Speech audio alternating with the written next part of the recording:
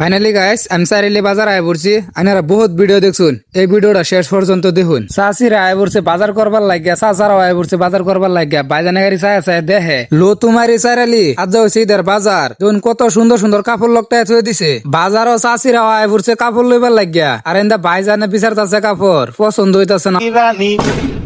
আইনারা ভিডিওটা শেষ পর্যন্ত দেখুন, ভিডিওটাতে একটা নিমিট সময় দেন। আমি এই যে কাপড় দোকানের ভিতরে হামাইতাছি, দেখবেন কত সুন্দর সুন্দর কাপড় সাজায় থয়ে দিছে। বাইরে একা হারছো কেন রূপের রানী। আসসালামু আলাইকুম নানি।